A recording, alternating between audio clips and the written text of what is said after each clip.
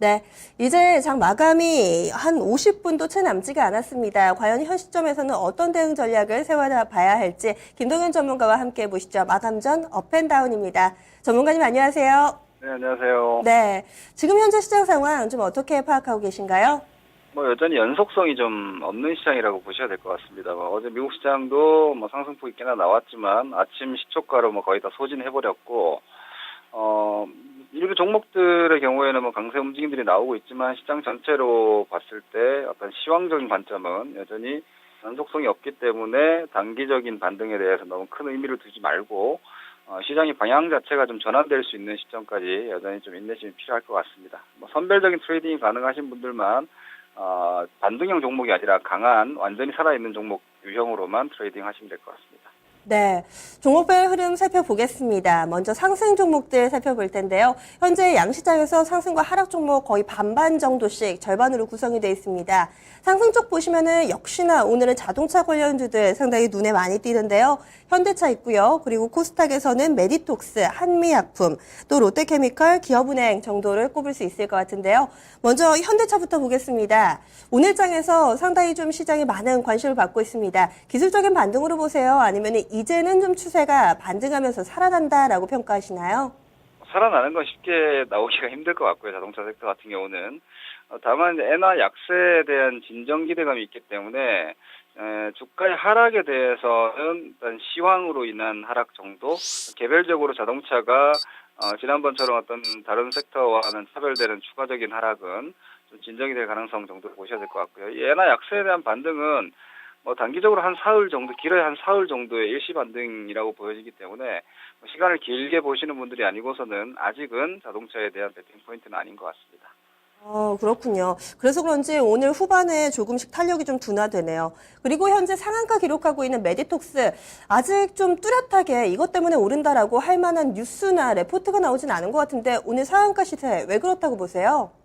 요즘 제가 이게 약간 사족이 될 것 같은데 요즘 주식시장을 움직이는 자금이 약간 여유로 큰 선 트레이더들이 좀 모여서 매매를 많이 하고 있습니다.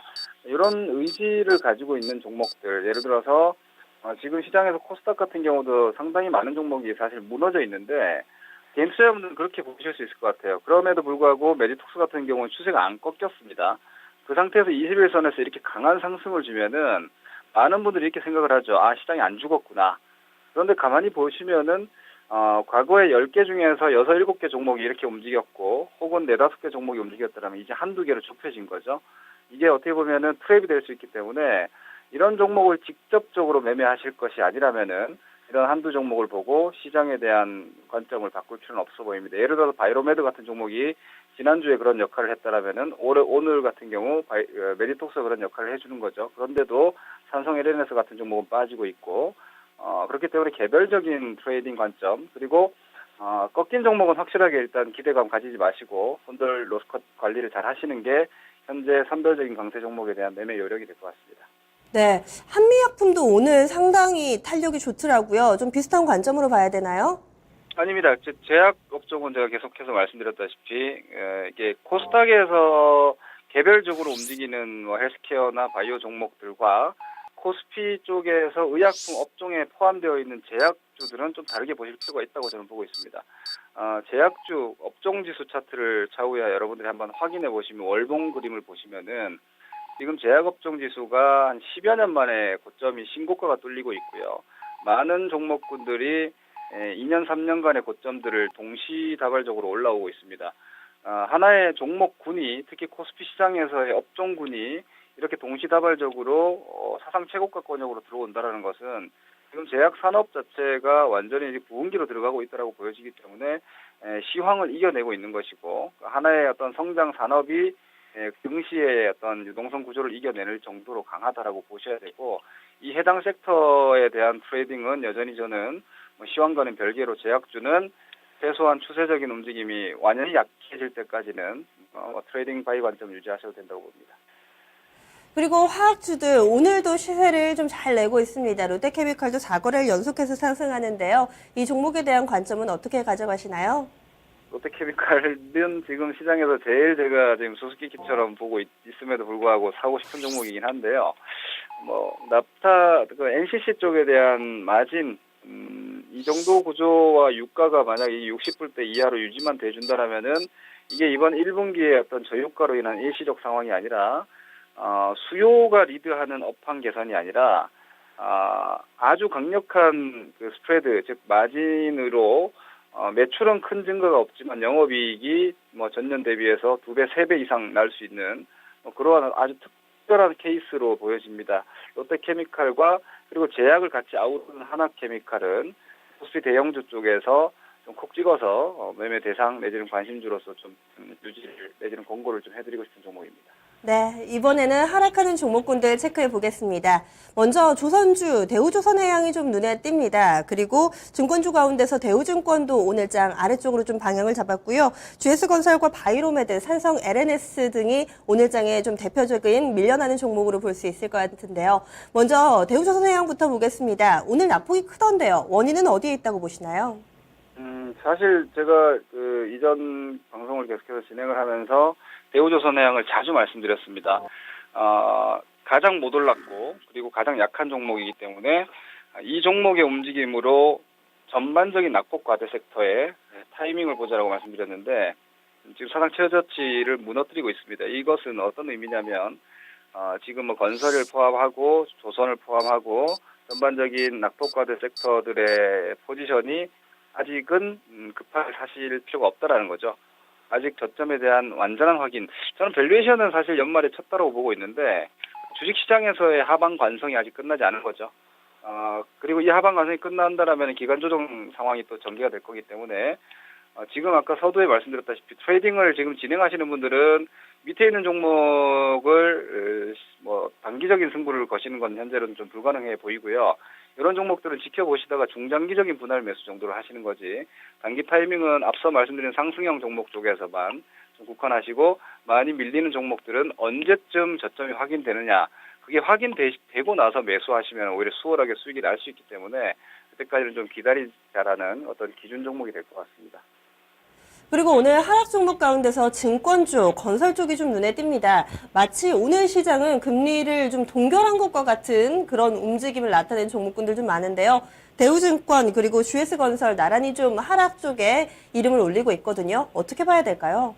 네, 어제 말씀드린 대로 지금 금리 인하가 결코 호재가 아닐 것이다.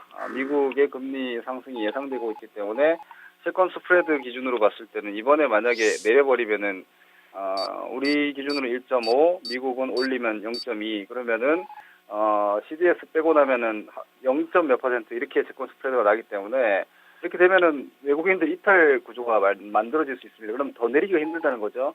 그렇게 됐을 때 이제 이번 금리 인하가 마지막이다. 그렇게 되면은 국고채 금리도 오히려 다시 대반등이 나올 것이고 그럴 경우에는 증권사들이 보유한 채권 손실도 나올 수 있는 것이고요. 이런 부분들이 일단 저는 사실 이번에 금리 인하를 좀 안 하길 바랬는데 이 카드가 나와버리면서 호재의 노출이 마치 악재로 둔갑하는 양상으로 좀 전개가 되는 모습입니다. 이런 움직임은 좀 더 이어지지 않을까 예상되기 때문에 증권주나 건설주 이번에 단기적으로 금리 인하에 대한 기대감으로 반등이 나왔던 것이 무위로 돌아간 걸로 인정하시고 여전히 대우조선과 함께 대폭과대 타이밍으로 좀 이완시켜서 보실 필요가 있겠습니다. 네, 마지막으로 한 종목만 더 짚어볼게요. 삼성 LNS입니다. 어제 7% 하락하고 오늘 장중에도 6% 추가적으로 밀리다가 현재는 또 상승으로 방금 전환이 좀 돼 있습니다. 어떻게 좀 파악을 해야 될까요? 네, 기관 투자자가 일단 뭐 매도를 시작한 종목이고요. 외국인들은 매수를 하고 있지만 61선 라인에서 거래가 붙고 있다. 메디톡스를 케이스로 보시면 될 것 같습니다. 메디톡스를 21선 깨지 않고 반등이 나왔죠. 삼성 LNS 같은 경우는 21선 자리에서 무너진 상태에서 앞전 억대라고 볼 수 있는 4월 달에 고점인 10만 6천 원도 깨졌습니다. 여기서 나오는 반등은 큰 의미 없고요. 기술 반등이라고 보셔야 되고 지금 뭐 컴투스라든지 위쪽에서 무너진 종목들이 추세가 무너지면 회복되지 않는다라는 건 분명히 보여주고 있고 밸류에이션이 상당히 부담스러운 자리에서 무너지는 종목은 상승이 유지되는 상태에서의 조정인지 아니면 완전히 고점을 치고 꺾여 내려오는 건지를 명확하게 알 수 없기 때문에 이런 어떤 잘 가다가 꺾여 내려오는 종목 일시적으로 반등 노리는 매매는 기본적으로 전략이 좀 불리하기 때문에 별로 권하고 싶지 않은 매매다 이렇게 보시면 됩니다. 네, 마지막으로 전략 들어보겠습니다. 지금 현재는 2055포인트 부근 지나가고 있습니다. 막판의 변동성이 좀 커질까요? 아니면 이대로 좀 마무리가 될까요? 어떤 전략 좋을까요? 네, 뭐 오늘 만기이기 때문에 프로그램 물량까지 뭐 봐야 되는데 만기 종가는 사실 예측의 영역은 아닌 것 같습니다. 이번에 차익 물량이 종가에 나올 수 있다는 전망도 많이 있는데 만기가 지나고 나서를 생각하셔야죠. 지금 해 약세가 과연 만기 때문에 일시적으로 지수를 누른 건지 아닌지를 파악하는 게 핵심인 것 같습니다. 저는 다음 주 미국의 금리에 대한 가이던스 변경 이 부분이 제일 큰 이벤트로 보고 있기 때문에 만기는 그냥 지나가는 이벤트 정도로 흘려보시고 다음 주까지 감안한다라면 여전히 시장은 상승 쪽으로의 기대감은 크지 않다. 확인이 필요하고 메이저들도 확인하고자 하는 걸 개인들이 뭐 달려들 필요는 없다고 봅니다. 그래서 방어 전략 여전히 좀 유지하자는 의견이고요. 초강세형 종목들, 트레이딩에 목마르신 분들은 아까 말씀드렸다시피 떨어지고 있는 종목을 반등을 노리는 매매보다는 현재 이렇게 약한 시장에서도 지켜지는 종목은 누군가 관리해준다. 뭐 이런 마인드로 강한 종목에 대한 뭐 기술 트레이딩 정도로만 국한하시자 여전히 그 의견 드리겠습니다. 네, 말씀 고맙습니다. 네, 고맙습니다. 창보다는 방패가 필요한 장이라고 판단하고 있습니다. 김동현의 마감 전 업앤다운이었습니다.